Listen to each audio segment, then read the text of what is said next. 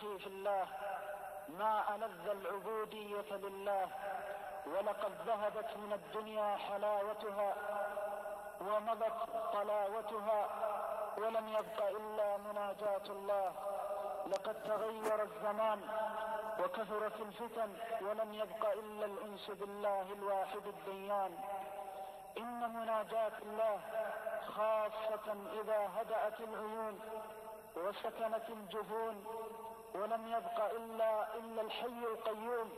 إنها ساعة وأي ساعة، هي الساعة التي دمع عليها الأخيار آخر الدموع من الدنيا، فقال قائلهم: والله لا أبكي على فراق الدنيا، فما غرست فيها الأشجار، ولا أحبها لغرس الأشجار ولا لجري الأنهار، ولكن لمكابدة الأسحار وظمأ الهواجر. ما ألذ الساعة التي يقوم فيها ولي الله من حبه وزوجه لكي ينادي الله جل جلاله.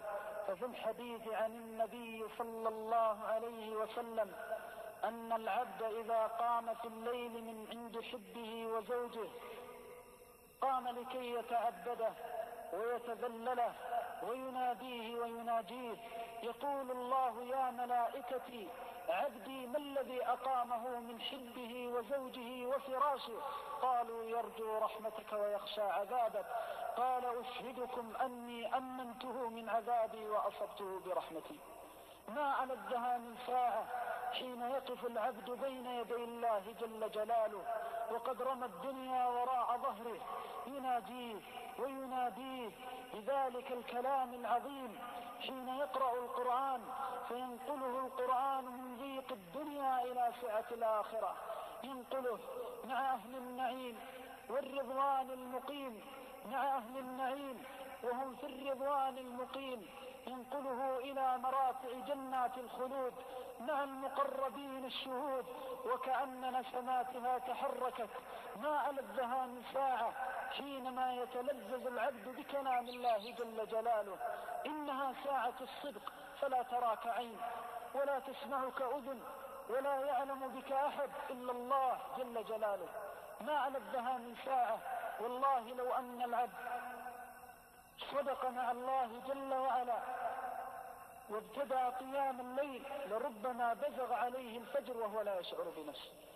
وأذكر عن الوالد رحمة الله عليه أنني تذاكرت معه ذات يوم قيام الليل، قراءة القرآن في الليلة الواحدة. هل يختم الإنسان القرآن في ليلة واحدة؟ وأحرجته وألححته في السؤال. قال: والله يا بني، لقد كنت أخرج من المسجد بعد العشاء وأستفتح قيام الليل وفي ركعة واحدة لا أشعر إلا وأني في آخر القرآن عند السحر، من لذة مناجاة الله جل جلاله. إنها اللذة التي لا يعلم حلاوتها إلا من ذاقها. جرب، فوالله تحس بلذة الدنيا وتحس بحقارة الدنيا وأن هناك متعة غير متعتها.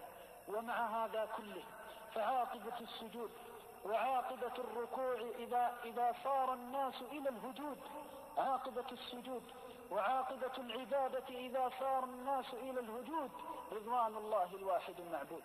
مع هذا كله لربما بزغ عليك الفجر وأنت قائم بين يدي الله في شدة البرد أو ضيق الحر، فلن تركع الركعة الأخيرة إلا فلن تنفتل من السجدة الأخيرة، ربما تنفتل منها وقد انفتلت من ذنوبك كيوم ولدتك أمك. قال صلى الله عليه وسلم في الحديث: إن العبد إذا توضأ فأسبغ الوضوء ثم صلى ركعتين لا يحدث فيهما نفسه في إحدى الروايات ثم سلم إلا خرج من ذنوبه كيوم ولدته أمه. قيام الليل هو دأب الصالحين الذين عرفوا قيمة الآخرة وقيمة الدنيا. مزارع للآخرة يشتري العبد بها رحمة الله في ركعة أو سجدة أو في تسبيحة أو استغفار. فنسأل الله بعزته وجلاله أن يرزقنا هذه اللذة وأن يجعلنا من أهلها وأن يميتنا عليها، والله تعالى أعلم.